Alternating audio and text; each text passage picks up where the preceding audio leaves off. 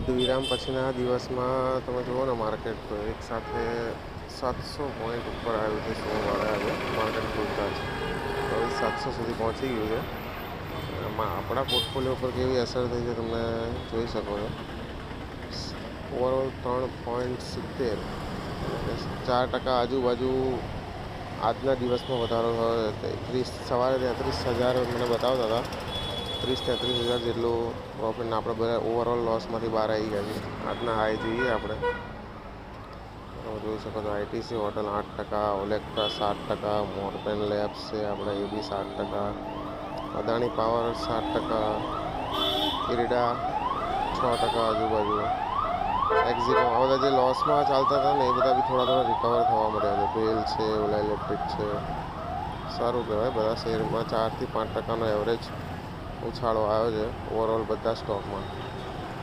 આજે call put કરવાવાળાઓને બી put લઈ નાખ્યું છે તો નુકસાન થયું હશે. બાકી કોલવાળાઓને જલસા પડી ગયા છે કારણ કે ઓવરઓલ 700 પોઈન્ટનું રિટર્ન આપ્યું હશે એક સાથે આજે એ લોકોને. તો સારું કહેવાય. આ રીતે જો આગળ માર્કેટ અપ થતું જાય તો બેનિફિટ થઈ શકે છે બધાને.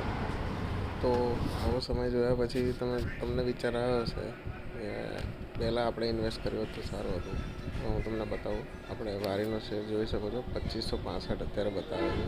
આ થોડા દિવસ પહેલાંની જ વાત છે. ત્યારે આપણું નિફ્ટી જુઓ ક્યાં હતું, 23,980ની આજુબાજુ રન કરતું હતું. એ સમયે મેં વારીમાં ફરીવાર આ 2500નો ભાવ હતો એટલે ઇન્વેસ્ટ કરવાનું વિચાર્યું. એમાં 10 ક્વોન્ટિટી આપણે બાય કરી છે 2565ના ભાવ.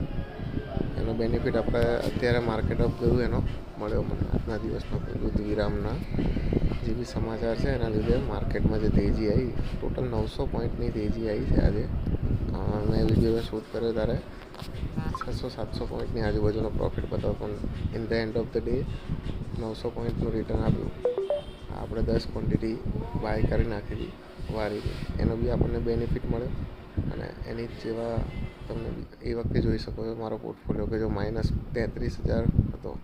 અને આ બીજા સ્ટોક છે અમુક જે મેં વચ્ચે એવરેજ કર્યા હતા. જો ક્વોન્ટિટી લખેલી છે અને પ્રાઇસ બી લખેલી છે. એ બધા જ સ્ટોકનું જે બાઇંગ કર્યું એનું આપણે અત્યારે 7થી 8%નું એવરેજ આપણને રિટર્ન મળ્યું છે. તો આવી રીતે જ્યારે માર્કેટ પડેલું ત્યારે બાય કરવું જ જોઈએ બધાએ.